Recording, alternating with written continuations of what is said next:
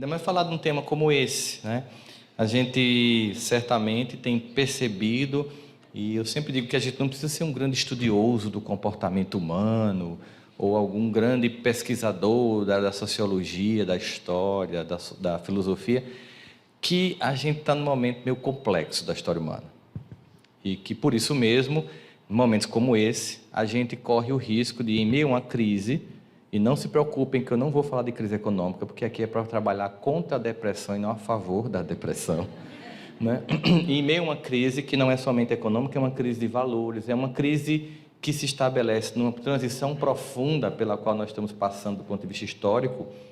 A vulnerabilidade aumenta muito, porque aquilo que nos sustentava antes, valores, formas de educar filhos, padrões de cultura, começam a ser questionados a um ponto que a gente fica meio que perdido, né? É nessa perspectiva que um grande filósofo que faleceu ano passado, Zygmunt Bauman, vai definir este momento como sendo um momento de liquidez, de uma modernidade que ela de tão fluida, tão mutável, a gente não percebe.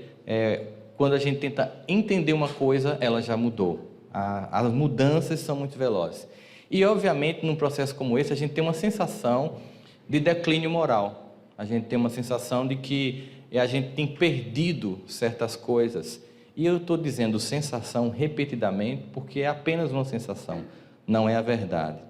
A bem da verdade, esse sentimento que hoje está mais forte na gente no Brasil, porque nós estamos em crise econômica, porque quando a gente está indo para o shopping comprar roupa, a gente esquece que não está feliz ainda. Quando todo mundo está comprando, mesmo que seja em 60 prestações, acha que está feliz. Quando você pode pagar as contas da classe média, você acha que está tudo resolvido. As crises, elas evidenciam quantas coisas não estão sendo resolvidas, e aí aumenta, né? Porque a gente deixa de usar o antidepressivo shopping center, aumenta a sensação de infelicidade. Mas essa sensação de infelicidade, ela é um pouco falsa. E é importante dizer um pouco sobre isso, porque, inclusive, no Evangelho segundo o Espiritismo, tem um subitem que fala sobre tormentos voluntários. Ou seja, a quantidade de dor que a gente não tem, mas que a gente cria. E que provoca angústia, depressão, doenças de todas as ordens. Alguns estudos mais recentes localizaram em que momento o sentimento de desencanto com a humanidade cresceu nessas últimas 3 décadas. Houve um evento preciso que começou a fazer com que esse sentimento eclodesse, que foi a fundação das redes de TV 24 horas. Se você tem uma rede de TV que tem que transmitir notícias 24 horas, você há de convir comigo que chega um ponto que não tem mais o que falar. Não é verdade? Então, se eu tenho uma rede de TV que transmite 24 horas e não tem mais notícias, o que é que eu vou fazer? Eu vou pegar notícias que acontecem no mundo inteiro e apenas reverberar. Se você assistir qualquer uma dessas TVs, seja uma TV americana, brasileira ou as muitas que a gente tem, você vai ver que as notícias são as mesmas, que as imagens são as mesmas, porque elas são transmitidas por redes de pool de TV que oferecem esse produto para as muitas TVs. Então você acorda de manhã aqui em Vitória, né, olhando esse mar lindo e resolve ligar a sua TV. E aí você começa a ouvir o seguinte: um caminhão-bomba explode no Iraque. Mineiros são soterrados numa mina de carvão na China. E aí começa um tiroteio no Rio, mais uma vítima de bala perdida. Depois de 5 minutos, você só ouve desgraça. Porque eles fazem uma coletânea da desgraça humana. E a sensação que você tem é: esse mundo está desandando. Dificilmente se transmitiria ou se teria ibope se divulgasse que nesse mesmo momento em que tudo isso aconteceu, muita coisa boa aconteceu. Por exemplo, provavelmente aqui em Vitória, em Vila Velha, acontece na segunda-feira de manhã, os jornais de rádio transmitindo de manhãzinha aquele momento, como foi bom o fim de semana, né? Geralmente a narrativa é assim: final de semana sangrento na Grande Vitória. Uma voz desse jeito, né? Aquela coisa de polícia no rádio. Você vindo no carro tenso, né? Aí começa a falar quem foi violentado, tal. Quem divulga que nesse final de semana várias pessoas, católicos, evangélicos, espíritos, foram para hospitais, distribuíram sopa, visitaram cancerosos, consolaram pessoas. Quem divulga isso? Imagine se a gente pudesse pontuar uma divulgação justa das duas coisas. Você perceberia que existe mais bondade do que maldade. E eu posso fazer um teste agora para provar para vocês. Topam? Façam um elenco na mente de vocês de quantas pessoas você levemente antipatiza ou até possa odiar. Tenta contar. Eu antipatizo a fulano eu tenho muito antipatia e fulano eu odeio. Tenta contar quantas pessoas você tem nesse rol de antagonismo. Só contando mentalmente. Não divulga. Porque vai que alguém está aqui e está na tua lista. Não é bom. Não é verdade? Mas vamos pensar agora numa outra lista. Quantas pessoas eu levemente simpatizo até amo profundamente? Tenta contar. Você não consegue. Você ainda está aí elencando, gente. A primeira não passou de 10. Se passou, me procura depois. Está precisando de uma help. Tá? Mas você começa a perceber, pô, você tem tanta gente legal na minha vida e algumas pessoas que eu não gosto muito, por que eu acho que o mundo está ruim? Primeiro que a gente tem uma ênfase no mal muito grande. A gente dá uma ênfase, a gente dá um ibope pessoal ao mal. Se você trabalha num ambiente e de repente tem 30 pessoas que trabalham com você numa certa sala e você está com raiva de uma pessoa, mas você gosta das outras 29, de quem você lembra domingo de tarde? Amanhã vou ter que olhar para a cara daquela miserável. Não é assim? Embora você tenha 20 pessoas que você gosta e que vai compartilhar como foi seu final de semana, mas você está concentrado naquilo. Por isso Paulo nos dá um conselho fantástico. E é um conselho que ele não é um conselho alienado, não é uma, digamos, uma visão poliana do mundo, né? A partir daquele romance adolescente poliana, que ela sempre via somente o lado positivo da vida. Paulo dá um conselho muito mais sábio, ele diz assim, vê tudo, mas retém o que é bom. Ele não está dizendo assim, seja idiota e pense que o mundo é cor-de-rosa, não. Ele está dizendo, não, observe tudo, tenha consciência de todas as coisas.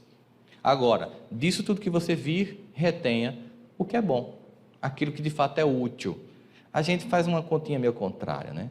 A gente vê um monte de coisa aí, e tem gente que tem aquela capacidade de chegar e só ver o defeito. Divaldo uma vez fez uma palestra dizendo que comumente as pessoas costumam ir à mansão do caminho, e algumas pessoas chegam assim, Divaldo, assim, está faltando isso aqui. Você chega num lugar daquele tamanho, parece uma cidade, cheio de coisas, parto natural humanizado, um conjunto de coisas, e você diz, está faltando isso. Aí Divaldo faz assim, ô meu irmão, minha irmã, que bom que você diagnosticou isso, porque eu tenho certeza que você tem a solução e é você que vai dar ela. Porque a crítica, ela só é válida sob algumas condições, que você esteja dizendo algo que é correto, que é justo, que você tenha, além da observação, a solução, e o mais importante, que você faça parte dessa solução. Se não, silêncio. Né? Se você não vai contribuir, se você só vai apontar, não tem uma solução e não vai resolver, silêncio. Porque, como diz André Luiz, o mal não merece comentário em tempo algum, mas tem uma coisa que a gente reverbera, é o mal. E quem tem grupo de WhatsApp, que levante a primeira pedra. Né? Então, assim, a gente primeiro precisa perceber isso, que a gente dá uma ênfase ao mal e que dá essa sensação de depressão coletiva. Observa como é a transmissão na mídia. Esse será um dos piores natais. Aí é a conclusão. Porque as vendas nos shoppings cairão 7%. Olha o conceito de bom Natal. O conceito de bom Natal é o poder de compra que você tem para fingir felicidade no final do ano, recebendo pessoas que passam o ano torcendo contra você e que você vai esnobar no final do ano. Às vezes é constrangedor certos ambientes familiares, porque as pessoas estão muito mais competindo e vendo quem prosperou durante o ano do que compartilhando e se congratulando no momento de fraternidade. Esquecendo o verdadeiro sentido dessa festa, que não é de Papai Noel, mas é daquele que sim é a nossa mais alta esperança. Mas vamos tentar entender um pouquinho Primeiro, vou fazer uma rápida passagem do ponto de vista dos estudos psicológicos para entender transtornos emocionais, para a gente chegar na solução, como sempre tem, como sempre encontraremos no Evangelho de Jesus, a solução para todas as dores da alma humana. Bem, primeira coisa é que quando a gente começa a observar uma variedade de comportamento humano, a nossa variedade de comportamento humano, das pessoas com quem a gente mora, dos nossos familiares, colegas de trabalho, de universidade, enfim, a gente faz algumas perguntas, né? Por que algumas pessoas são vulneráveis e outras não são? Né? Numa mesma situação, as pessoas passam por uma mesma situação e as respostas são tão diferentes. Depois, por que uns se deprimem e se matam diante de dificuldades e outros se fortalecem e crescem? Também a gente poderia se perguntar como é que nós podemos construir uma competência em nós que nos capacite para enfrentar a vida. E, finalmente, qual é a visão que o Evangelho de Jesus nos oferece para que a gente possa lidar bem diante deste mundo no qual nós nos encontramos? Seriam questões que, se a gente observar, a gente sempre se pergunta isso, né? Depois eu queria um copinho desse vazio, só para fazer um exemplo, Kleber, eu agradeço. Está vazio? Beleza, já estava me esperando. Aqui, isso. É o que a gente chamaria o desenvolvimento das competências emocionais. Então, começou-se a tentar entender, isso ainda falando de psicologia, não entrei no Evangelho. Quais seriam, de onde viriam as características que em nós forjaria competências? E se começou a dividir as variáveis, numa pesquisa, variável é apenas aquilo que varia, somente. O que é que varia de um ser humano para outro? Isso é o que a gente chama de variável em pesquisa. O que teria como contribuição para a formatação de uma personalidade? Então, primeiro a gente tem o QI, que é a capacidade de desenvolvimento intelectual que o indivíduo tem. Será que essa seria a resposta? Por exemplo, indivíduos que têm mais cultura são menos vulneráveis que indivíduos que têm menos cultura? Não. Você conhece pessoas inteligentíssimas, depressivas, e pessoas simplérrimas, super felizes. E o contrário também. Né? Então, não seria o QI. Seria o ambiente no qual o indivíduo foi educado? Sim. Todo esse conjunto de possibilidades que cada um de nós tem, mesmo nas culturas de um país, de uma cidade, de uma região, também não. Certamente tem gente com depressão aqui, como tem gente com depressão em Paris. Não acontece isso. A mudança da paisagem não resolve a dor da alma. Seria a cultura na qual nós estamos inseridos, por exemplo? Seria, por exemplo, sermos latino-americanos, falarmos português, termos uma colonização portuguesa, nos tornaria menos vulneráveis à depressão do que, por exemplo, ser um dinamarquês ou ser um chinês. Isso também não é estatisticamente comprovado como uma variável significativa. Seria o gene? Será que nós teríamos uma tendência? E aí você tem pessoas que têm avós e pais depressivos e a pessoa é feliz. E tem pessoas que não têm nem avô nem pai depressivo e é uma pessoa depressiva. Então, a variável genética também ainda não é capaz de explicar isso. Seria, então, a condição social na qual nos encontramos, ser uma pessoa rica, pobre ou de classe média baixa? Você vê quantas pessoas que não têm dinheiro, que têm uma vida simples, e você percebe felicidade. Eu uma vez fui fazer as chamadas caravanas do Evangelho, que deve ter aqui também, né? Você vai, reúne o pessoal no centro, e tem famílias que estão solicitando a implantação do Evangelho de Jesus no lar, e a gente vai levar, se divide os grupos em carros, pegamos os bairros, chegamos naquelas casas, e eu tive uma oportunidade de ir numa noite para 3 casas, mas 2 me chamaram a atenção, porque uma delas era extremamente humilde, mas muito humilde. Quando a gente chegou lá, a mulher estava fazendo um café numa lata de leite ninho, isso nos anos 80, né? Eu era adolescente nessa época. E ela estava servindo o café em copos que eram reutilização de vidrinhos de Nescafé. Então, quando eu vi aquela cena, a primeira coisa que me deu foi repugnância, eu sou bem franco. Eu fiquei com nojo, mas eu pensei, eu não tenho direito de manifestar isso para ela. Eu tenho que tomar um café, porque certamente talvez ela só tenha esse café aqui. Mas era interessante que ela e os filhos manifestavam uma alegria muito grande. E aquilo me deixava meio desconcertado. Como é que eles tinham E não era uma coisa forçada. A gente percebia uma harmonia. Apesar de ser muito simples aquele lugar, havia uma harmonia tão grande que ficou... A gente, no final, se perguntou se a gente foi fazer o Evangelho ou eles foram fazer o Evangelho na gente. E, na sequência, daquela casa, nós fomos a um condomínio fechado. Uma casa de quase 1.000 metros quadrados, com piscina térmica, academia particular, sabe? Aquela decoração toda pensada para o arquiteto, um spot em cada tela de óleo, flores naturais, e uma tristeza naquela família, uma distância, uma frieza entre todos, que contrastava tanta beleza externa e tanta pobreza interior com o ambiente anterior, que era de tanta pobreza externa e tanta riqueza interior. De modo que hoje em dia é muito claro para as ciências do comportamento humano que não é o que acontece comigo que me torna mais ou menos feliz, é como o que acontece comigo reverbera dentro de mim. Estando sempre aqui, dentro de mim, o segredo de como eu vou ler o mundo de forma feliz ou infeliz. Então, certamente a condição social também estaria descartado como possibilidade. Seria condição, por exemplo, de ser homossexual, de ser heterossexual, ou seja, seria condição genética de ser homem, de ser mulher, né, de gênero? Também não. Não existe nenhum tipo de evidência científica de que os grupos são mais ou menos sujeitos a um processo depressivo. E aí se começa a tentar todas, né, as possibilidades, até que as pesquisas começam a apontar uma coisa estranha. Porque no início é o seguinte, as pessoas começam a querer dizer que existem explicações, sempre materiais. Então você vai para um congresso de psiquiatria, de psicologia, e o indivíduo vai dizer que o trauma, por exemplo, pode ser o responsável por uma depressão. Aí, mas o indivíduo é gêmeo univitelino, tem o mesmo código genético e um é depressivo e o outro não é.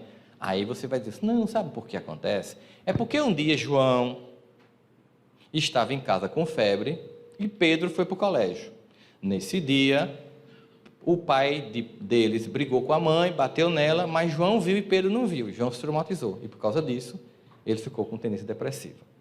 É uma explicação razoável. Mas e quando a pessoa é gêmeo chipófago, que nasce colado, e que não pode descolar porque morre, e que são completamente diferentes? Como é que você explica? Eles estão sempre no mesmo lugar, na mesma hora, vendo sempre a mesma coisa. Aí aqui você acaba com o argumento que tudo tem que ter uma explicação externa material. E aí depois de um tempo eles começam a perceber o seguinte, que tem alguma coisa, é assim que eles definem, alguma coisa na personalidade das pessoas é intrínseca. Vem com ela. De onde? Eles não conseguem dizer ainda, entende? Alguma coisa é intrínseca. Bom, depois que eles concluíram que alguma coisa era intrínseca, eles começaram a fazer um monte de pesquisas para o quanto é intrínseca e o quanto é extrínseca. O quanto vem com ela e o quanto ela aprende com o ambiente, com o gene, com a história, com a cultura, com a condição social, sexual dela. E o quanto já vem com ela. Aí as pesquisas começaram a se debruçar sobre isso e chegaram à conclusão de que 50% da personalidade, olha como é que eles chamam, todas as pesquisas de geneticistas comportamentais cruzadas estatisticamente, resultou num relatório publicado no qual atribuem uma porção, mais ou menos 50% da personalidade, olha que legal, a um misterioso perpetrador que eles denominam de ambiente não compartilhado. Não é bonito? Em vez de dizer reencarnação, fica assim, misterioso perpetrador de um ambiente não compartilhado. Não é que a ciência seja ateia, gente. Não é que o cientista queira negar Deus. Eles buscam a verdade a partir de um paradigma montado para a construção da pesquisa científica. Esse paradigma começa a avançar a um ponto tal que daqui a pouco eles vão, surpresa, Deus existe. E quando eles diagnosticarem isso, através das pesquisas, porque Deus é muito evidente no mundo, eles vão divulgar mais Deus do que a gente. Porque eles vão ter uma convicção inabalável de que, sim, existe um ordenador no universo. Então, se nós temos isso, nós podemos pensar em alguns exemplos. Vocês assistiram aqui aquele filme Quem Quer Ser o Milionário? Um filme indiano. É um filme que tem 3 personagens, Jamal, Lakita e Salim. São 3 crianças que os pais são muçulmanos e são assassinados por sikhs indianos no início do filme. Na Caxemira, na região norte da Índia, é um estado que ele é muito entre muçulmanos e hindus e é disputado ainda hoje por Paquistão e Índia. E aí eles têm os pais assassinados na frente deles, passam a ser moradores de rua, e você vai percebendo que um irmão vai se envolvendo com o crime e com as drogas, e o outro vira um trabalhador comum de call center. E que enquanto que as experiências, as mesmas, de profunda dor, de profunda degradação moral, de profunda humilhação, marcam Salim de forma negativa, que ele se vê justificado aí para o mundo do crime, o mesmo ambiente, a mesma dor e a mesma angústia em Jamal provoca nele uma capacidade de dar uma resposta positiva à vida. De modo que a gente percebe que não foi o que aconteceu fora que determinou o comportamento, foi como o que aconteceu fora reverberou com o que tinha dentro de nós. Aí, a partir daí, se começou a fazer as pesquisas sobre resiliência, que é um termo que hoje tem se tornado comum, que a gente tem ouvido em vários lugares, a gente tem percebido isso em várias pesquisas, e que eu vou explicar de forma bem simples aqui para vocês. Resiliência seria, no conceito da física, a capacidade que os objetos têm de voltar ao mesmo ponto depois de sofrer uma determinada pressão. Por exemplo, esse copo tem uma certa resiliência. Se eu apertar até aqui, imagine que isso é um trauma, imagine que isso é uma pessoa e que aqui é um trauma. A dor chega até aqui, mas o indivíduo é resiliente até esse ponto, e aí quando passa a dor, ele volta ao normal. Isso é uma resiliência boa. Só que nós temos um nível de resiliência, cada um tem mais ou menos. Se a dor for além da minha resiliência, possa ser que o trauma ou o que aconteceu não me dê espaço por retorno. Aqui eu posso retornar, mas aqui não. A resiliência desse copo só ia até aquele ponto que eu apertava e ele voltava. A partir daqui, ele jamais voltará a ser daquele jeito. A grande questão seria então, eu posso ampliar a minha capacidade de resiliência? O que é que vocês acham? Quem acha sim, diz que 0800, 2001. Sim. A verdade é que a resiliência, no início dos estudos, pareceu ser uma capacidade extraordinária das pessoas. Mas a resiliência, na verdade, é uma capacidade ordinária. Não quer dizer que ela é ordinária por ser desinteressante, é porque ela é comum. Ou seja, a resiliência não é algo especial, é algo que todos temos, mais ou menos. Mas aí eu tenho que aprender a desenvolver. O que a gente tem visto recentemente, especialmente na educação que os pais estão dando aos filhos recentemente, é que eles estão comprometendo gritantemente o desenvolvimento da resiliência dos filhos. Eles se colocam como tanta superproteção que eles inibem a criança, que tem toda a competência, de desenvolver uma capacidade de responder à vida, tentando sempre suplantar e sempre resolver, jamais dizer não e nunca permitir sofrer. No final, infelizmente, criam indivíduos altamente incompetentes. De modo que dramas que para muitos de nós aqui foi comum, como receber apelido na escola, né? Hoje traumatiza e leva para o terapeuta. Não é assim? Que acabar o namoro nos levava a ouvir uma música, chorar. Eu lembro que eu escutava, quando faz amor, se olha no espelho, será que você gosta mesmo de mim? Chorava, me acabava de chorar. Um dia minha mãe perguntou por quem eu estava apaixonado. Eu disse, ninguém. Ela disse, você está chorando porque eu estou apaixonado. Ela disse, por quem? Por ninguém, porque a adolescência você fica assim, vulnerável demais. Mas ninguém se matava por isso. Ninguém se matava pela rejeição. A gente sabia que simplesmente eu podia me apaixonar por alguém, e era muito comum que nem sabia que eu existia. Né? Teve gente que você amou a vida inteira que nunca soube nem que você existia no mundo. Eu, por exemplo, fui apaixonado por Simone. Imagina.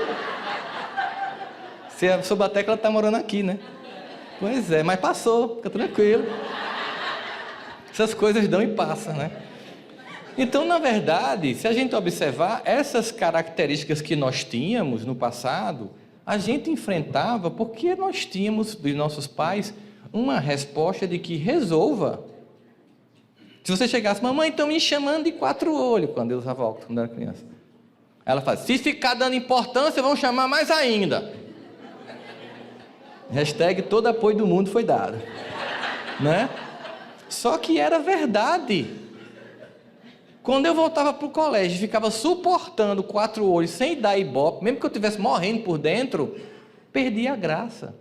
E eu descobria que eu resolvia aquilo sem precisar chamar minha mãe para ela ir falar com a coordenação, ameaçar me tirar do colégio e gritar com a professora, que é o que acontece hoje.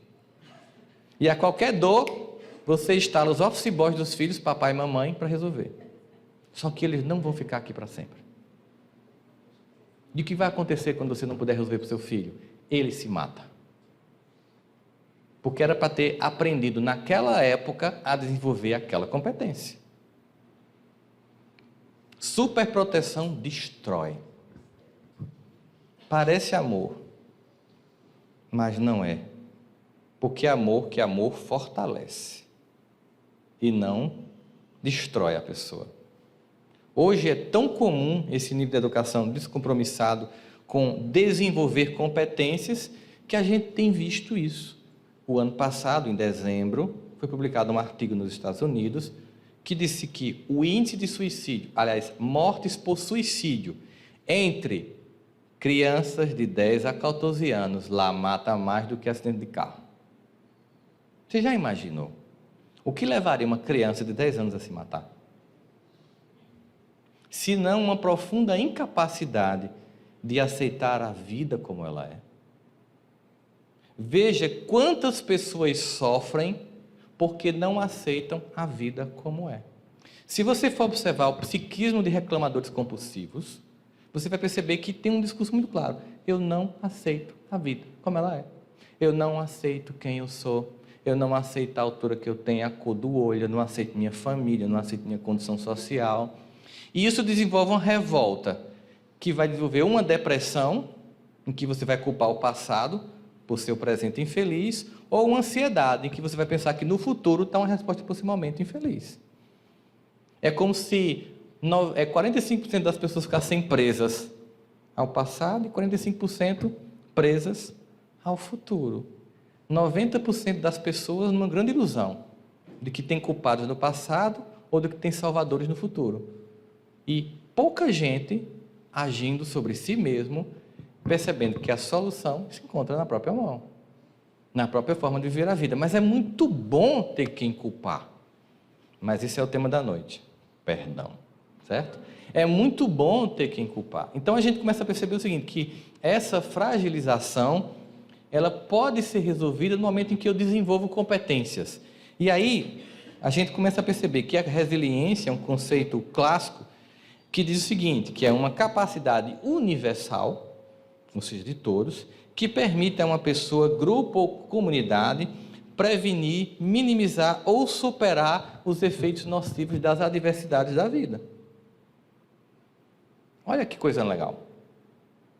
Eu vou desenvolver poder de enfrentar a dor e não evitá-la. Porque muita gente tem a fantasia de que não quer que sofra. Sabe aquela prece de manhã que você faz assim: ó Jesus, obrigado por mais um dia, me abençoa para que não esteja nenhum problema no trabalho, para que seja um dia bom, tudo em paz, tudo tranquilo, todo mundo sorrindo, não tenha pressão para cumprir meta, que o professor dê uma aula light, que a prova seja fácil.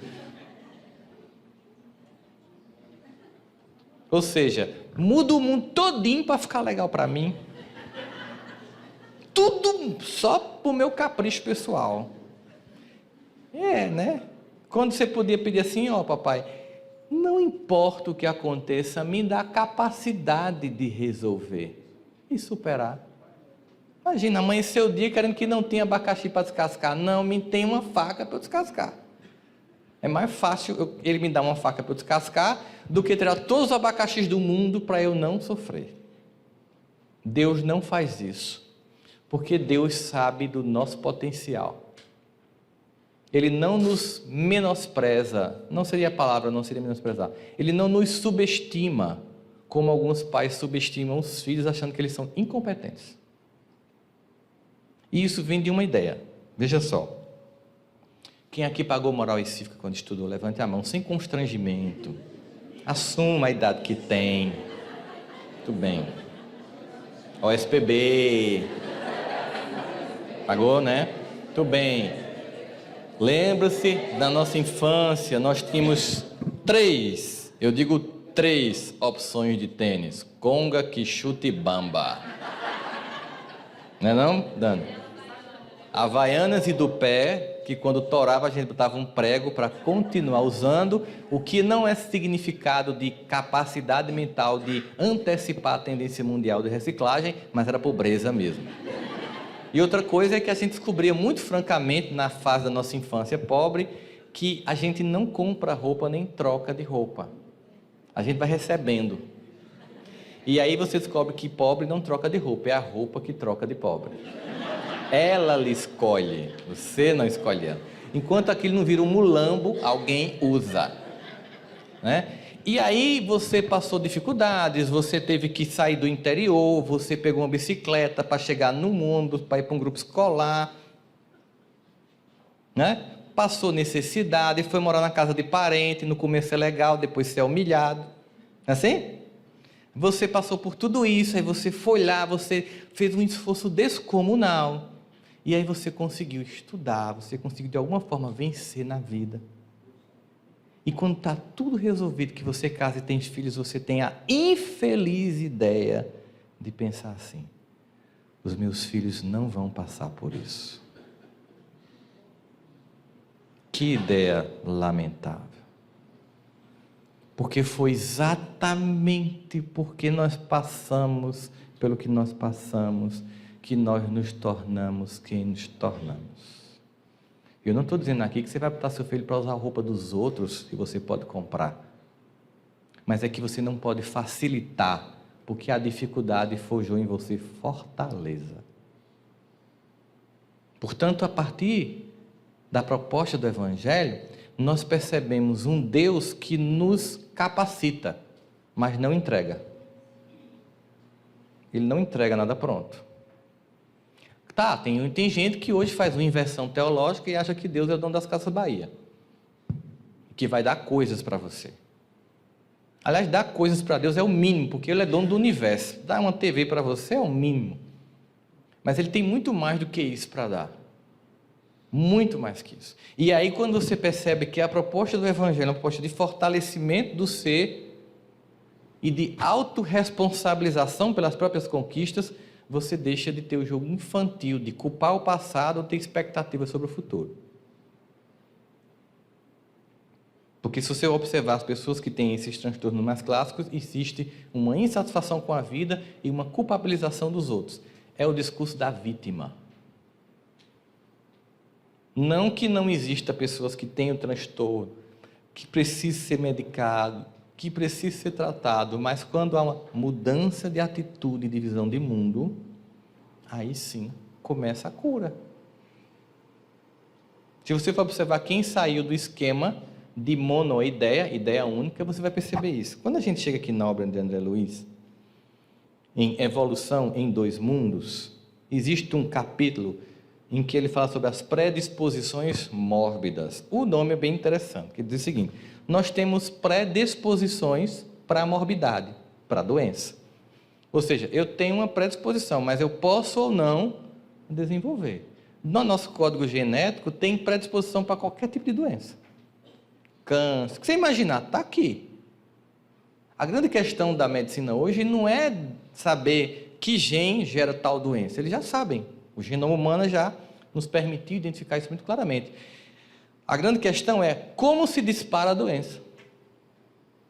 Exemplo, se começou a investigar sobre os genes que provocam câncer de mama e se descobriu que existem uns que são muito fortemente indícios de câncer de mama, que eles chamam de proto-oncogene. E aí, se você teve uma irmã, uma mãe que teve câncer de mama, você termina sendo indicado por alguns médicos a fazer uma mastectomia preventiva para evitar o desenvolvimento do câncer.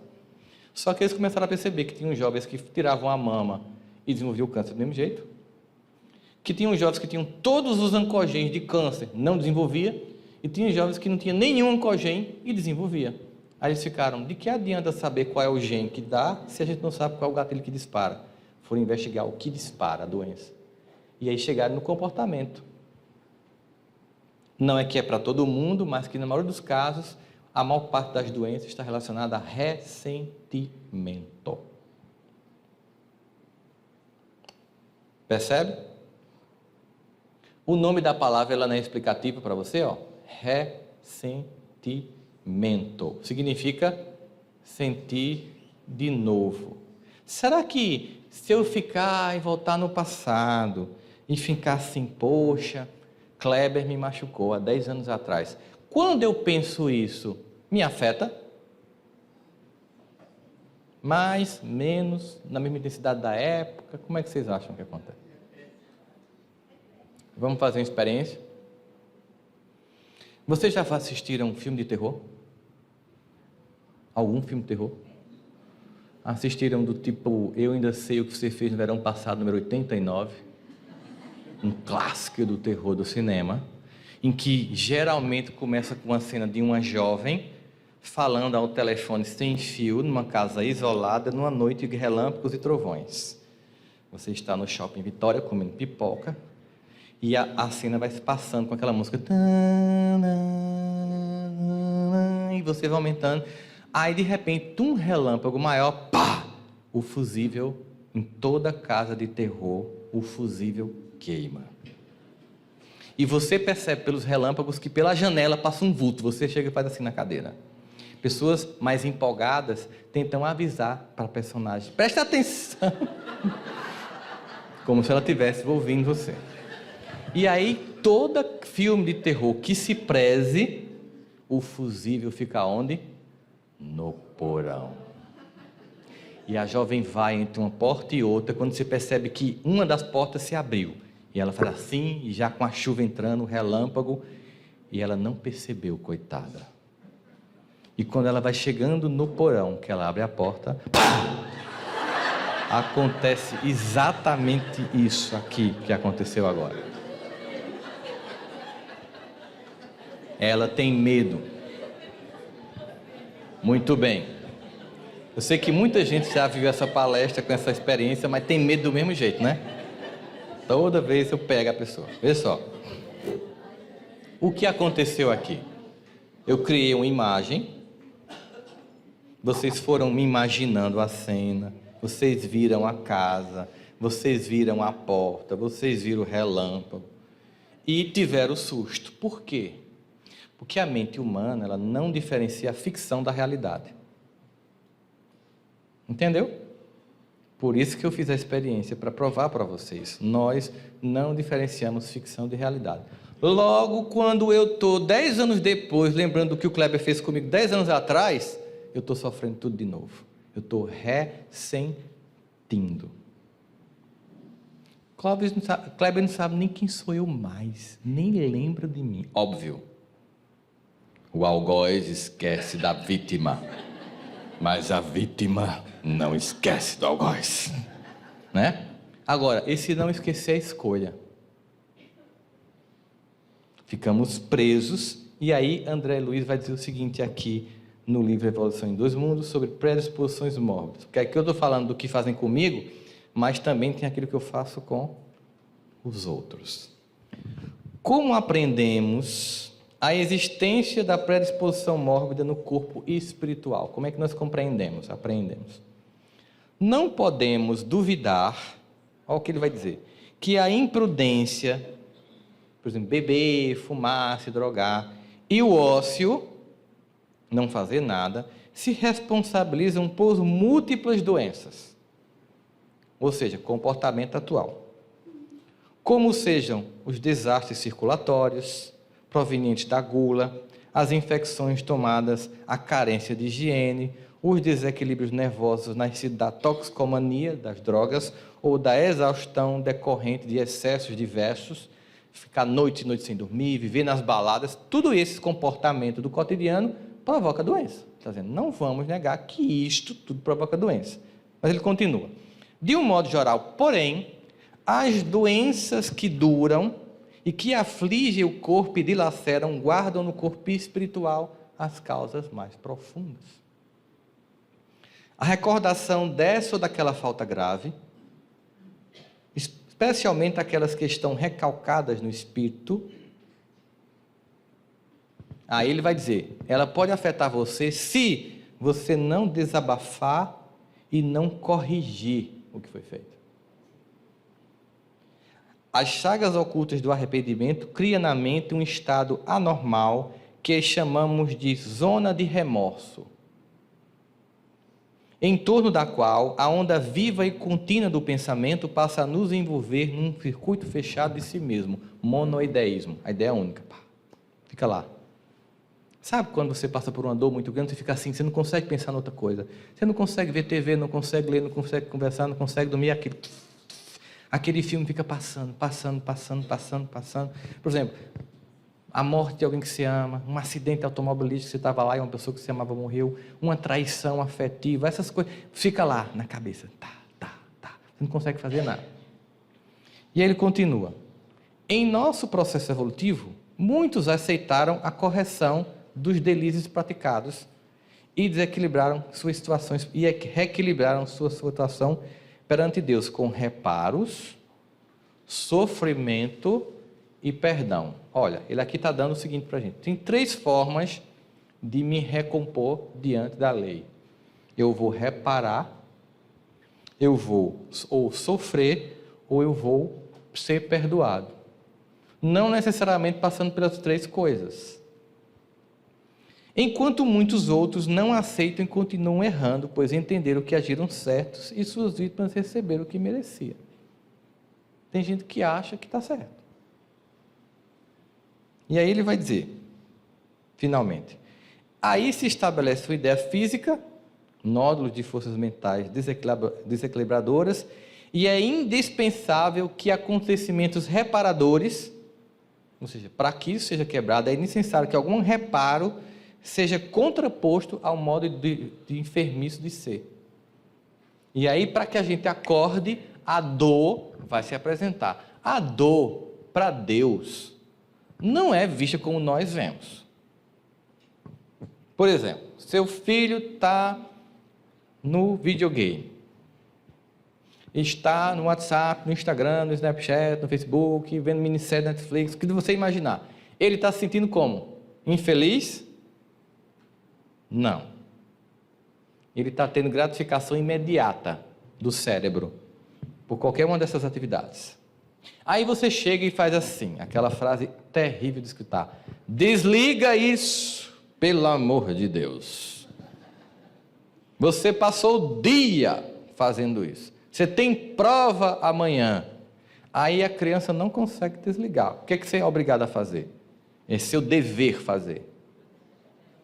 Você toma o videogame, ou o telefone, ou a Netflix. Não é assim que você faz? Ele passa a sentir-se como agora? Feliz? Ele entra em sofrimento. Porque ele tem que trocar o prazer leve e de pouco esforço de ver uma série que está pronta, um jogo que é instigante, para abrir um livro e adquirir conhecimento. Quando você pede para ele fazer isso, que ele sente que está sofrendo, você se sente culpado? Pensa aí, não, meu Deus, eu deixei meu filho sofrendo, ele está tendo que estudar, o bichinho. Estava tão feliz vendo a série predileta dele, estava tão feliz vendo os zumbis de Walking Dead. E agora eu tiro ele desse momento de profundo prazer e boto para estudar trigonometria, cosseno e cotangente. Como eu sou mal. Você se sente assim? Não. Por que você não se sente assim? Vamos pensar por que a gente não se sente assim? Porque você está fazendo algo certo. Porque você sabe que ver a minissérie não vai acrescentar absolutamente nada à vida dele, mas que estudar, sim. Porque, inclusive, para ele continuar vendo a minissérie, ele vai ter que pagar a conta da Netflix quando você desencarnar. Pelo menos ele tem que pagar os R$30 da Netflix. Não é verdade? Então, você sabe que ele não está sendo machucado por você. Mas ele sente isso? Não, ele acha que está sendo machucado por você. Você está tirando o prazer da vida. Quantas vezes eu disse à minha mãe, você nasceu para estragar a minha existência. Você veio por encomenda, assim, pá, vá lá e estrague tudo. Não é? Porque quando me tirava daquilo que eu achava legal, eu achava péssimo. Quando está doendo na gente, Deus está bem tranquilo. Porque Ele está preocupado com o resultado final. E não com o momento do agora. Se a dor que nós sentimos como dor é uma necessidade para despertar a consciência, Deus usa por amor a dor para acordar. Porque como diz lá no livro de Eclesiastes, para Deus, mais importante do que o início das coisas é o fim delas. Porque no fim tudo faz sentido. No fim, quando você se torna pai, você entende tudo que seus pais fizeram com você e vê como foi importante terem feito o que fizeram. Portanto, dor é um estágio necessário para despertar a consciência e Deus está tranquilo, porque Ele sabe, filho, fica tranquilo, você vai ficar tão melhor depois disso. Você estava tão idiotizado, tão lésbico, você te acorda para Jesus, né? Porque você estava assim, Então, às vezes, é esse chamado de despertar de consciência que nos joga na condição do deserto. A gente vai para o deserto, né? Então, naquele ambiente em que tudo falta, em que, por exemplo, meus pais influentes não podem fazer nada por mim. A cultura que eu adquiri não me ajuda. O que pode fazer um PhD em física nuclear com um pneu furado? O que qualquer pessoa sem PhD faz, só um macaco resolve. Só uma chave de roda resolve. Porque só no filme de MacGyver, Geração Moral e Cívica, é que tudo se resolvia com um palito de fósforo. Mas é ficção. Completa ficção. Só o MacGyver resolvia tudo com uma moeda e um palito de fósforo. Geralmente $1, né? Ele usava. Para nós, não. Então, quando eu entendo que Deus é amor, eu penso assim, se Deus é amor, nada do que Ele faz não tem como objetivo o amor. Então, tudo o que acontece na minha vida tem um objetivo amoroso, só que na hora que está acontecendo é chato. Porque eu estava vendo Netflix, ele me tirou. Mas ele me tirou para dar competência. E Deus fica bem tranquilo como seu pai e sua mãe. Estou certo no que eu estou fazendo. Você precisava dessa dor para acordar? Bom, uma coisa que eu não vou fazer é desistir de você. Isso é muito impressionante. Deus não desiste da gente. Porque tem hora que nem a gente acredita mais na gente mesmo. Tem hora que a gente entra num processo de tanta dor, tanta decepção, tanta desilusão, tanta falta de amor próprio, que nem a gente acredita na gente. Aí a gente está lá no meio do Saara. Para onde a gente olha, não tem nada. Lugar ótimo para encontrar papai. Porque quando você usa todos os seus recursos e eles se esgotam, aí você pensa, é hora de pedir ajuda a Deus. E ninguém vai entrar com você no deserto. Aliás, muita gente quando entra no deserto se separa, perde emprego, porque ela fica tão dolorida que as pessoas querem distância. Nem Deus entra no deserto com você. Porque Ele já está lá lhe esperando para lhe abraçar, para lhe acolher, para lhe reerguer, para que você ressignifique sua escala de valores e entenda, é porque eu colocava a minha felicidade, eu depositava minhas esperanças no que passa, em pessoas, em circunstâncias, em condições financeiras, em beleza, em títulos acadêmicos. Eu não tinha feito o meu depósito de capacidade no lugar onde a traça e a ferrugem não alcançam. Aí, papai chama para uma entrevista. Vamos conversar comigo? E como toda conversa íntima, ela é só entre nós e Ele. Simbolicamente, nós percebemos isso em vários momentos da vida de Jesus. Claramente percebemos isso quando ele vai chegando, depois de uma caminhada de quase 40 quilômetros, imagina isso a pé na Judéia, chegando perto do poço de Jacó, tem uma mulher lá. Imagina a cena, porque eu fico imaginando o que aconteceu na minha visão Bob, da experiência lá do Evangelho. Porque Jesus vem com os discípulos, que já eram mal falados, porque iam de encontro ao que estava posto como padrão naquela época. Aí ele estava chegando, aí tem uma mulher no poço. A probabilidade de um homem se aproximar de uma mulher naquela época era zero. A mesma de você hoje em Riad, na Arábia Saudita, se aproximar de uma muçulmana, um homem. Os shoppings lá são diferentes os andares, frequentados por homens e por mulheres. Além disso, tratava-se de um grupo de judeus e de uma samaritana, em que se viam como classes distintas e rolava uma certa tensão profunda entre esses dois grupos. Então, simbolicamente, era pouco provável que alguém se aproximasse dela. Ela se via como menor. Imagine quando você acha que você é menor, que você é incapaz, que você é inferior. Ela se via como menor. E aí, quando Jesus vai se aproximando, que vê a mulher, ele pede para os discípulos irem buscar comida. Eu imagino que foi mais ou menos assim. Pedro fez: não, Jesus, pelo amor de Deus, não vai conversar com essa mulher não, vai queimar o filme da gente. Pedro, vai comprar comida? Vai comprar comida, que tu não sabe nada. Você está aprendendo ainda, um dia tu vai entender melhor. Vá-se embora, vai, me deixe. Porque era uma conversa íntima. Tinha que ser somente ele e ela. Aí ele se aproxima, ela estranha, porque ela se sente menor. É incrível, quem se sente menor, dá um jeito das pessoas maltratarem. Chega no centro espírita e ela faz assim: quer ver que não vão me cumprimentar? E é incrível, não cumprimento.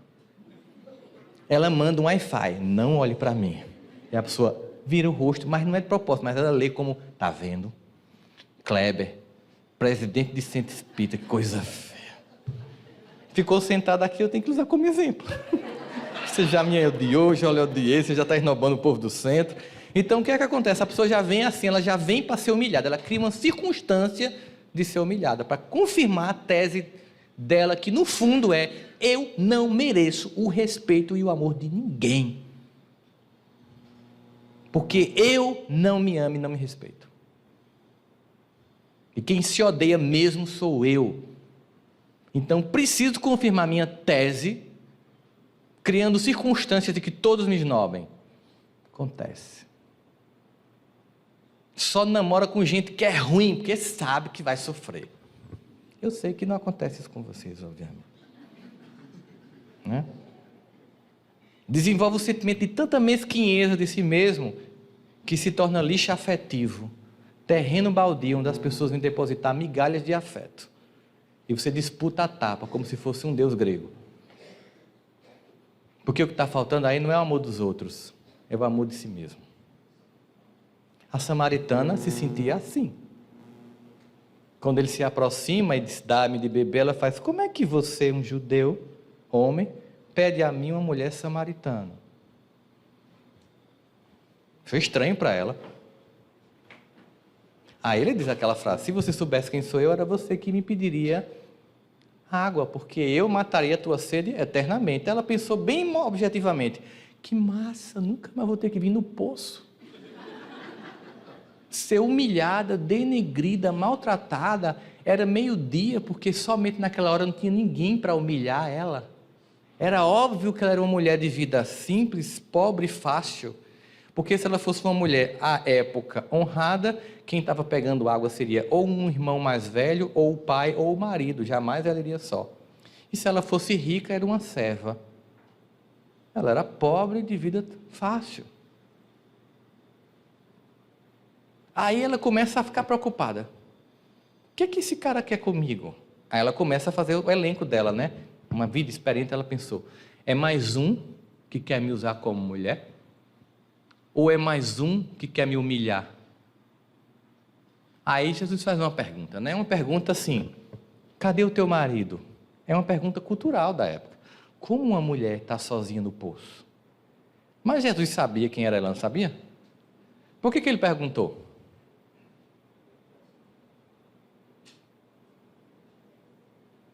Para ver o que ela era capaz de revelar dela. Ela fez, eu não tenho marido. Ela disse, meia verdade. Ela disse, eu sei, tivestes 4 e o que tem agora não te pertence. Aí ela olhou de novo para ele e pensou, ele agora vai me humilhar. Mas aí ela viu uma coisa que, cara, quando você vê, você fica completamente sem sentido. Você vê amor. Imagine você que acha que não merece amor, ver amor incondicional no olho de alguém. Você fica completamente sem entender. Como assim esse homem está emitindo amor? Aí ela entende quem é ele, ali. Pelo olhar de amor, ela se é o Rabi, é o Messias, que os 16 profetas prometeram, que a gente aguentou tudo durante milênios, escravidão, tudo, para você vir. Ela sai para contar para todo mundo. Ela foi dignificada pelo amor que ele viu nela, porque ele não olhou para ela como menor, e aí ela passou a se ver grande. É quando eu deixo de me ver como o mundo me vê, quando eu deixo de me ver como a minha mente doente me vê, e passo a me ver como Deus me vê. E como é que Deus me vê? O que é que vocês acham? Ele vê como filho. Deus vê a gente como filho. E é individual. É uma relação individual. É papai e eu. Papai sabe quem eu sou. Imagina, eu chego em casa, tem coisa que eu nem admito para mim. O que eu sei, eu tenho vergonha e Deus me ama. E isso me dá dignidade, porque eu não vou ser mais visto pelo olhar do outro, que me vê como menor, como incapaz, como pobre, como burro, como alguém para ser menosprezado, porque eu vou ter como única referência, o único olhar que me interessa, que é o olhar do meu pai sobre mim. Eu fico livre da visão distorcida, infantil e desequilibrada que o mundo que eu tenho de mim mesmo. E me vejo como um pai me vê, com toda a potência, apesar dos defeitos. Se você for hoje, no final da tarde, em presídios, o que você vai ver na fila? Mães. Às vezes é um estuprador, um assassino, e ela está lá. Ela deu trabalho à família, ela pediu dinheiro emprestado à agiota para o filho não morrer pelo tráfico dentro do presídio. Ela se expõe, ela é denegrida, ela é humilhada na revista. O marido não quer mais saber algumas vezes, os irmãos não querem nem ouvir falar. Ela está lá. Ela continua vendo que tem uma ponta de luz ali dentro. E ela é humana, imagina Deus, o que não vê na gente. Se tem mãe no presídio, tem. Tem mãe cuidando de criança com câncer? Tem.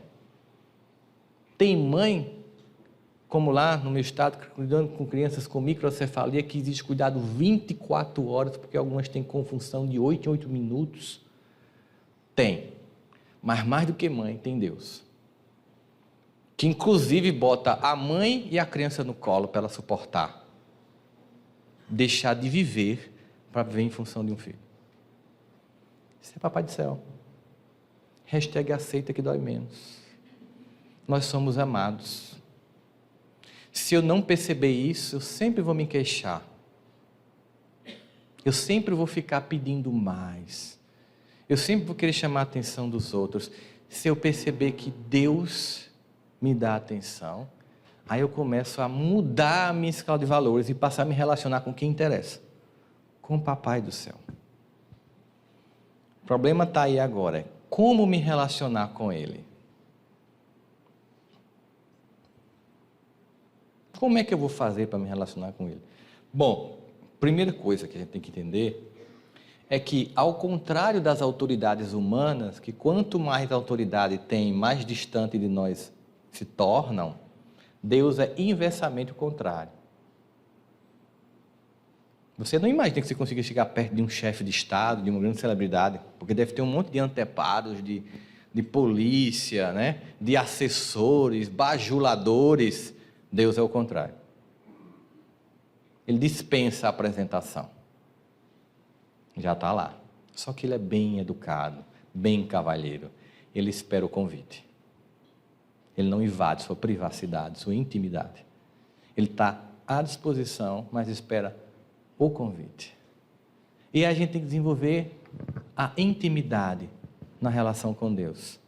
Mas às vezes é difícil, né? Como é que Deus me ama? Isso é um traste. Como é que pode? É sem sentido. Eu sei, já aconteceu com vocês têm um dia assim que vocês têm a sensação de que Deus não está nem aí para mim? Já aconteceu com vocês? Aquele dia que tudo está errado, tudo dá errado, e para ironia é o dia do Evangelho. Já aconteceu com vocês? Aí você faz com que cara eu vou fazer o Evangelho hoje? Ótimo dia de fazer o Evangelho. Sabe por quê? Porque você está sem máscara. Você sabe exatamente quem é. Não é verdade? Aí você entra no movimento espírita, no início, você pensa que todo mundo é santo. Não sei se aconteceu com vocês, né? Primeira vez que eu fui, tem uma pessoa com uma mensagem assim: ó, meu irmão, seja bem-vindo a esta casa de amor. Toma essa mensagem. Não é? Aí vem uma pessoa antes, faz uma prece: amado Mestre Jesus, com aquela voz suave. Aí vem um palestrante, começa a falar do Evangelho, do amor de Deus. Aí você faz: que coisa linda, que povo bom. Depois de 15 dias de convivência, você descobre que é tudo doentinho igual a você. E que a pessoa que falou suave na prece, ela não estava fingindo doçura. Ela estava querendo ser doce. Que aquela pessoa que entregou a mensagem com a voz suave, ela não estava sendo falsa. Ela estava querendo desenvolver um comportamento de suavidade. Porque a gente aqui está treinando ser filho de Deus. Aprender a se amar. É claro que é mais fácil conseguir isso em 2 horas de reunião pública. É mais difícil em casa, 24 horas. É mais difícil no trabalho, dias e dias da semana. É por isso que encontro religioso só dura 3 dias. Qualquer religião, já 3 dias é o que a gente aguenta de convivência. A gente começa assim: que por você está aqui, a pessoa pega seu desodorante, você não pode usar, né? No 3º dia você está empurrando o nego na fila da comida, você está de cara feia porque o outro furou a fila. Gente, que é isso, meu irmão? Respeita a fila, velho. Aí o pessoal, 3 dias, acabou, separa. Senão vira o Big Brother. Entendeu? A gente está aqui aprendendo. E aí a gente começa a perceber: bom, mas Deus ama as pessoas como elas são. Deus me ama como eu sou. Então eu tenho que fazer a mesma coisa, eu não posso mais exigir. Não dá mais para ser exigente, gente. Pô, tanta... eu quero isso, eu quero aquilo. Não dá mais. É hora de sentir isso. Imagina, nesses dias que a gente acha que Deus não está nem aí para a gente. Eu passei por um dia desse. Estava em casa, fiz o Evangelho, abri o livro Pau Nosso, que é cada paulada, né, que eu chamo de Pau Nosso. Abri Pau Nosso, depois o Evangelho, fiz uma prece, mas assim, ainda estava muito chateado. Aí, imagina, tanta coisa nesse mundo. É atentado terrorista. Em Campina Grande, Deus lá sabe onde é que eu estou. Vamos combinar, tem sentido isso. Aí eu fui, peguei o telefone e botei no Google e fiz pizza. Aí ele elencou: as pizzarias mais próximas da sua rua são estas. Quer ligar para uma delas? E como é que o Google fez isso? Porque o meu celular, como o meu tablet, como o computador, que qualquer um de nós tem uma coisa chamada endereço IP, que é como se fosse sua identidade. Esse só tem esse número, e o de vocês só tem o número de vocês. Ao mesmo tempo, quando você usou a primeira vez, se cadastrou. né? Você colocou seu nome, seu CPF, seu endereço. E de modo que esse endereço único, quando você entra no Wi-Fi ou no 3G da sua casa ou 4G, você acessa a rede de computadores e ao mesmo tempo é localizado por GPS. De modo que a rede de computadores sabia que eu estava na rua Wilson Gonçalves de Oliveira e que pizzarias estavam próximas da minha casa, disse o número e pediu para ligar. E daqui uns dias vai dizer, quer pedir novamente calabresa e 4 queijos? Porque eles usam inteligência artificial para isso, né? Quando eu vi aquilo ali, eu fiz, caramba, se o Google sabe onde eu estou, Deus sabe quem sou eu. Óbvio, porque eu não tenho apenas um endereço IP para Deus. Eu tenho um código genético inteiro, único. Eu fui criado de forma exclusiva. 7 bilhões de pessoas amadas única e exclusivamente, sim. Para um ser que é onipresente e onipotente, isso é completamente viável. Observa, você vai no Google e bota lá, Vitória do Espírito Santo, aí aparece um monte de coisa já da cidade. Aliás, ele termina de digitar por você, não é assim? Imagina Deus. Papai, eu sei, meu filho. Eu sei, faz tempo que eu sei. Mas eu estava esperando você conversar comigo e pedir minha ajuda. Agora sim eu posso te ajudar. Mas o massa é que Davi, aquele danado, percebeu isso, sem precisar do telefone. Vocês sabem que o livro de Salmos é um livro de hinos, né? São 150 salmos. Desses 150, 105 é de Davi. De forma que Davi estava no hit parade da Judéia, só dava Davi. Primeiro lugar na parada do sucesso hoje na Judéia, Davi, Salmo 23. Entendeu? Só 150, ele era o Michael Jackson do pedaço. Ou para fazer juízo ao Espírito Santo, era o Roberto Carlos da região. Compunha profusamente. E ele um dia percebeu isso, gente. Imagina, ele olhou assim, observando, refletindo. Você vê a grandiosidade daqueles homens, né?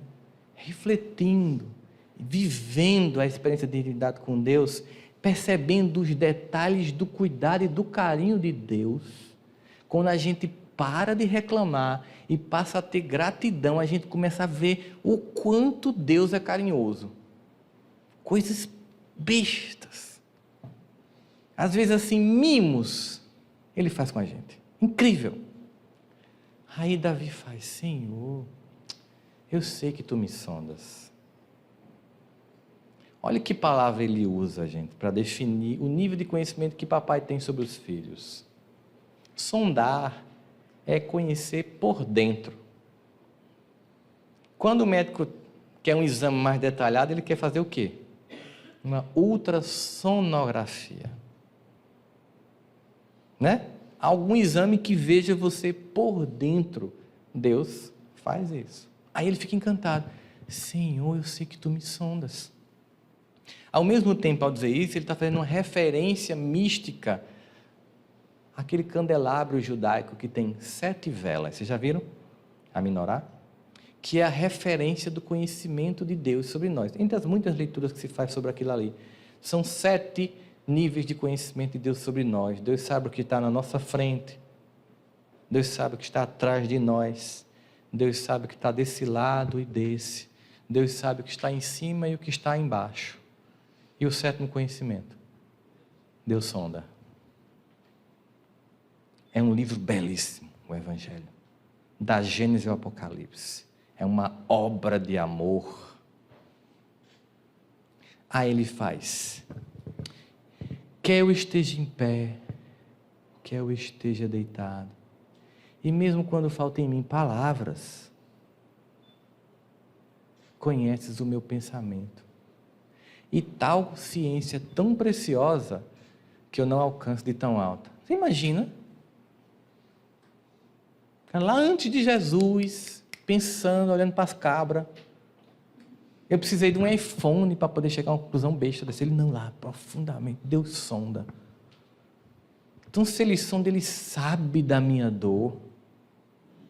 E ele sabe o que você passa quando você está no seu quarto, chorando, achando que ninguém sabe o que você está passando.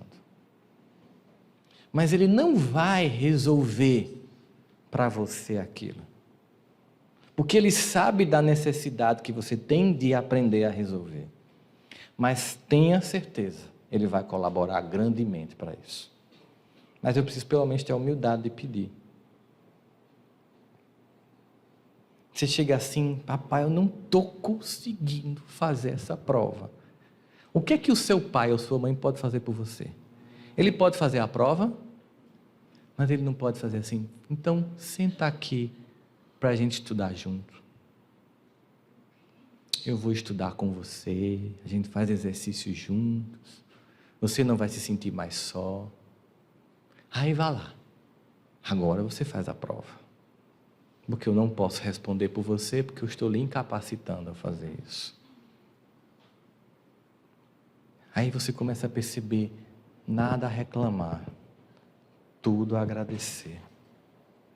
Nada mais a pedir, só a agradecer. E quem é fiel no pouco, é fiel no muito. Mas sabe o que é? Porque eu tenho medo. No fundo eu não confio em mim. Deus confia, mas eu não confio. Então é preciso vencer esse medo.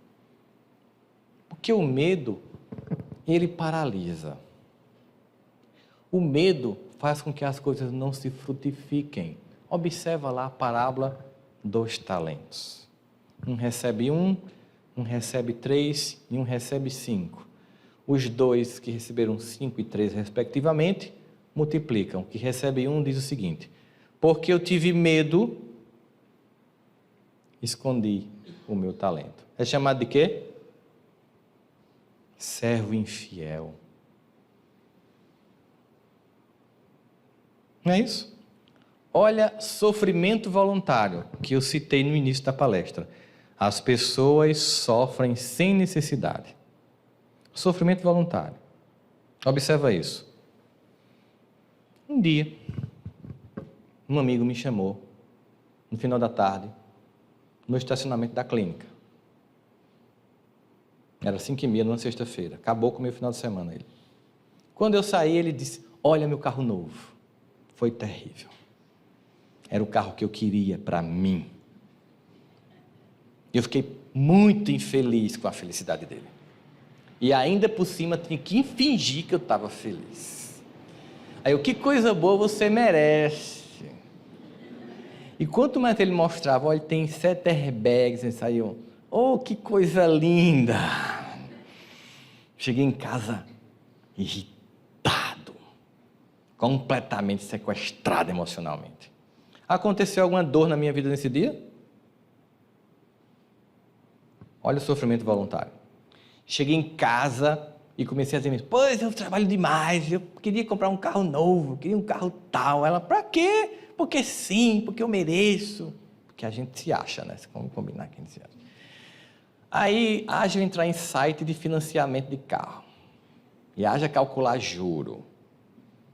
Passei o sábado assim, sequestrado, mal comia, mal dormia. Fui dormir irritado, sabe? Domingo passei o dia assim. Domingo de tarde eu descobri que se eu ficasse sem almoçar 6 meses, eu conseguia comprar o carro. Ficava fitness, tomava chazinho, né? Aí de noite, simplesmente a sanidade voltou. E eu fiz, eu não preciso ir trocar o carro. Aí cheguei na sala, minha esposa olhou para mim e fez, você está bem agora, né? É, meu amor, eu não preciso trocar o carro, não. Ai, graças a Deus, voltou. Eu estava até longe, estava parecendo cachorro comendo osso, todo não pode nem chegar perto. Aí ela percebeu que eu estava rindo. Por que você está rindo? Porque eu estou super feliz com isso. Por quê? Eu descobri uma coisa fantástica sobre mim. O quê? Eu sou invejoso. Eu disse, tu está feliz? Sim. Mas por quê? Porque eu achava que eu não era. Isso lhe deixou feliz? Claro. Como é que eu vou mudar uma coisa que eu acho que eu não tenho? Se eu achava que eu não era, eu não estava trabalhando uma coisa que eu preciso trabalhar. Eu estava fazendo de conta que eu não era. Agora eu tenho convicção que eu sou. Ô, bicho ruim. Agora vai ser fácil, porque aí agora eu vou trabalhar o sentimento. Porque é um sentimento de criança. Competindo com o irmão. Eu quero essa bola também. Pronto, vamos amadurecer. Que é isso? A bola é dele, consiga a sua. Que massa que ele conseguiu uma bola. Isso é um sofrimento voluntário. Agora observa. Chega em casa, aí você acessa as redes sociais e começa a fazer assim, né? Curte, odeia outras, odeia mais algumas, curte outra. Depois de 14 minutos fazendo assim, o seu cérebro começa a produzir cortisol e bloqueia a produção de endorfina. Ou seja, ele começa a deprimir. Porque é a música da Xuxa, é assim. Todo mundo está feliz, todo mundo quer cantar, todo mundo pede bis e eu aqui neste lugar. Não é assim? Eu lembro que em janeiro eu recebi um WhatsApp que era assim: cairão 10 mil na praia, 1.000 no resort, e tu ficarás aqui, em Campina Grande. O que acontece? Sofrimento voluntário. Eu começo a me comparar. E a comparação gera infelicidade, gera angústia, gera dor, gera tristeza, gera decepção. Embora muito do que eu estou vendo é pura fantasia. Não é assim? Lembro de um amigo meu que chegou e botou assim, no Instagram: hoje, numa noite romântica com minha esposa, tomando um vinho chileno, com um fundido e 4 queijos, na nossa nova casa no condomínio tal. Aí embaixo, pessoal, casal lindo. Oh, que coisa linda. Curti.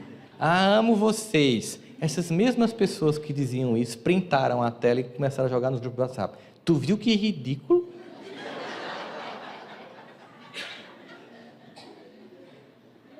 Se exibindo, ó, coisa feia.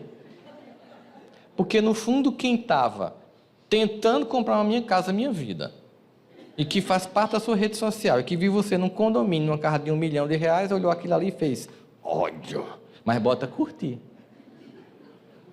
Porque a opção de curtir, ela é oculta. Mas a Universidade Alemã pesquisou que 87% das pessoas da rede social da gente odeiam o que a gente posta. Lamenta e sofre com o desfile de snob.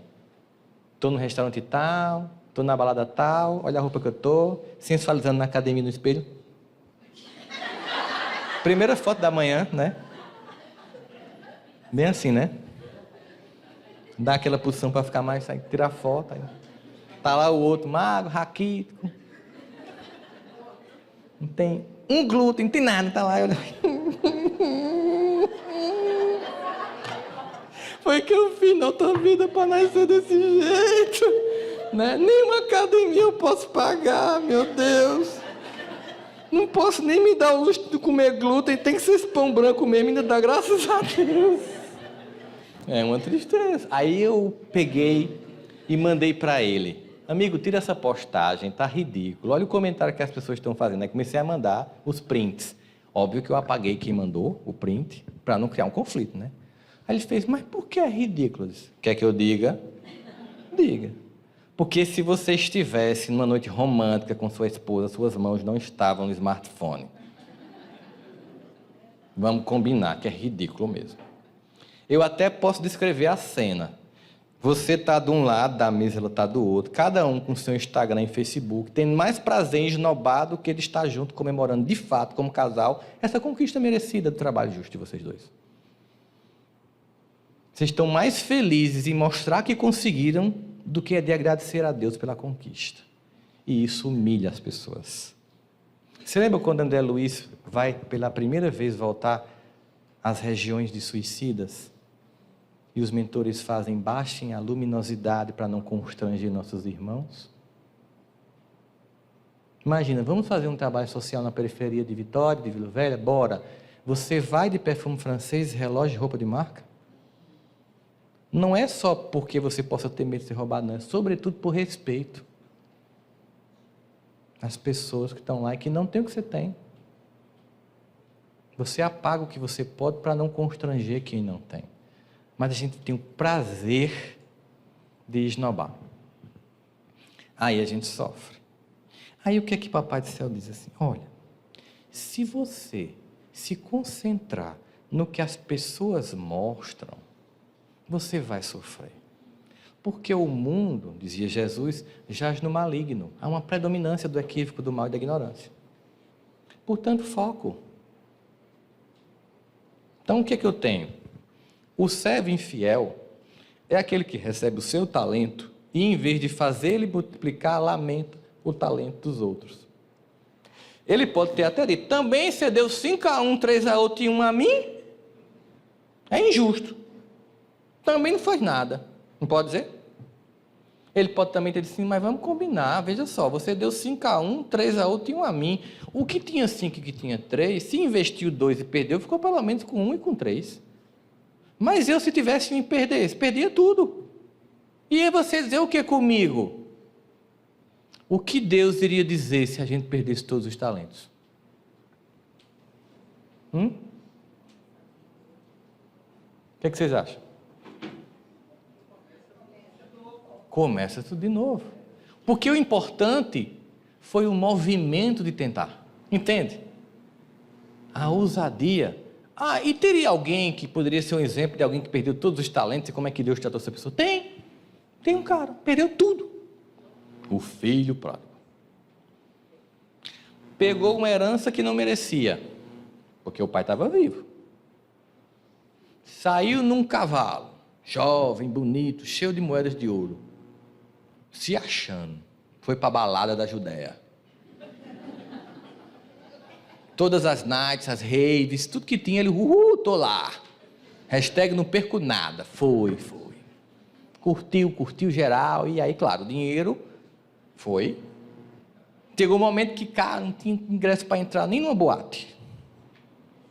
E aí, ele estava sem dinheiro, já tinha vendido o cavalo, estava magro de fome, aí chegou à conclusão de que, rapaz, vou voltar. Mas eu não mereço ser filho, não. Perdi tudo que meu pai me deu, não mereço ser filho.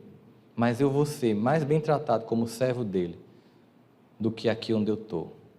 O cara volta se sentindo completamente humilhado, não é não? Aí ele aponta no início da aldeia, que o pai é o senhor daquela aldeia. Aí olha a referência que esse texto de Jesus faz ao Salmo, Senhor, sei que tu me sondas. Quando o cara aponta na montanha, num gesto incomum para a época, o pai, ao invés de esperar o filho vir até ele, vai até o filho. É incomum. Aquele homem judeu, com aquelas suas vestes, correndo em direção ao filho. Eu penso que quando o cara vê, ele fez, ixi, vou apanhar daqui. Mas se ele bater em mim, eu estou na condição de filho, e mereço. Só que quando o pai vai se aproximando, ele começa a ver uma coisa estranha. Tão estranha como a samaritana, quando olhou para Jesus. Poxa, ele está sorrindo. Ele está rindo para mim. Ele está com os braços abertos. Não acredito, não. Depois de tudo que eu fiz, esse homem ainda está me amando. Não, eu vou me prostrar. Quando ele ameaça se jogar no chão, o pai corre mais, puxa e dá um beijo no pescoço. Por quê? Vamos começar de novo. Porque eu não desisto de você. Você pode perder tudo. A gente começa de novo. Porque só tem uma coisa que Deus tem para nos oferecer: amor infinito e abundante. O problema é que não falta amor de Deus para a gente, mas falta em nós a capacidade de se permitir esse amor. Falta em nós a capacidade de achar que merece e sair da condição de vítima, de pobre coitado, que só sofre, para aceitar começar de novo. Mas eu fiz umas escolhas bem horríveis quando eu tinha 16 anos. Começa de novo. Mas eu devia ter estudado. Começa de novo. Eu não devia ter casado com essa miséria, eu avisei, mas começa de novo. Né? Não tem importância, começa de novo. não é mais o lamentar por quê, ou se perguntar por quê. Essa pergunta que geralmente quem tem angústia tem, depressão tem, é por quê? Ela só tem um objetivo: é encontrar culpados, para você sentir-se desculpado. Por que eu passei por isso? É para encontrar alguém que seja um causador da dor. E aí você não tem culpa, apenas você está deprimido, está triste porque essas pessoas fizeram isso com você.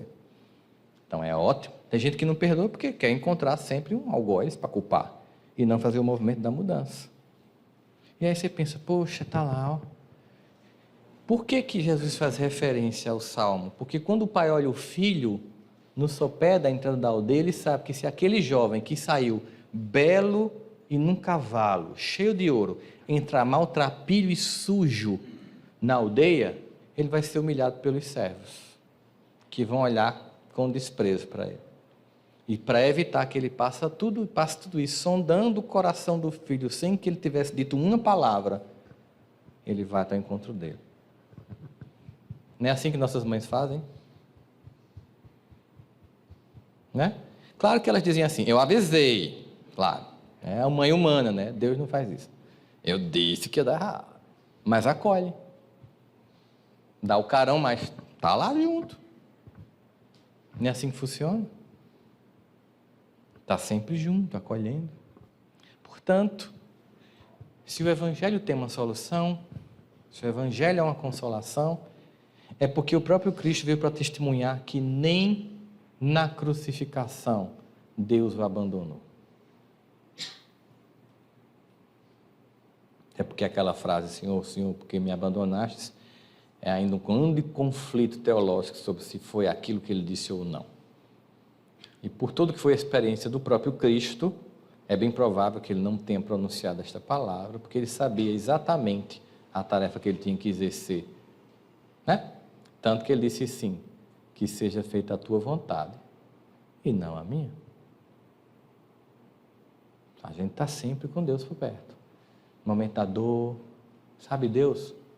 Deus é aquele que está com você quando você recebe um filho nos braços, comemora, recebe os parentes, prepara o berço, tira um monte de foto, curte cada passinho que ele dá, mas é também esse mesmo pai que vai estar do seu lado se um dia seu filho estiver aqui antes de você e você estiver em desespero, devolvendo ele para o alto. Naquele dia que você não consegue andar, não consegue ver sentido, você pensa em não existir mais, porque nenhuma dor é mais insuportável do que essa, perder um filho. Ele está em todos os momentos. É um casamento perfeito, esse sim, é na saúde e na doença, na tristeza e na alegria. Está com você lá, vai passar, você vai reencontrar, esses laços não foram desfeitos, tudo vai fazer sentido, depois vai haver um grande reencontro. Portanto, a cura é aceitar o amor. A cura é se responsabilizar. Eu não quis ficar aqui nesse seminário definindo os vários tipos de depressão que em qualquer site você encontra. Dizendo os tipos, os tratamentos. Isso aqui não é um curso de psicologia nem de psiquiatria. Isso aqui é uma casa de oração, de acolhimento. O que nos interessa aqui não é o que eu tenho. O que nos interessa aqui é a cura. A cura tem um nome, Jesus de Nazaré. É se aproximar desse nosso irmão que é o modelo que Deus nos deu para se inspirar, para construir em nós essas competências. E aí você sai daquele padrão vítima, né? Você passa para o padrão de autorresponsabilidade. O padrão vítima canta a música da vítima, que era uma música que eu adorava, por sinal, que é muito bonita, é uma poesia muito bonita, que diz assim: quando eu fui ferido, vi tudo mudar, das verdades que eu sabia, só sobraram restos, e eu não esqueci toda aquela paz que eu tinha, Eu que tinha tudo, hoje estou mudo, estou mudado. À meia-noite, à meia-luz, sonhando, daria tudo por meu mundo e nada mais. É bonito? Guilherme Arantes. É um momento de dor, que a gente vai para o útero e fica lá recolhido assim, sabe, como uma criança. Aí você cresce, amadurece, ressignifica a vida e, sob um novo olhar, canta uma nova melodia que diz: ando devagar, porque já tive pressa, e leve esse sorriso, porque já chorei demais. Hoje me sinto mais forte, mais feliz, quem sabe eu só levo a certeza de que muito pouco eu sei, eu nada sei. Conhecer as manhas e as manhãs, o sabor das massas e das maçãs. É preciso amor para poder pulsar, é preciso paz para poder sorrir, é preciso a chuva para florir. Olha que legal.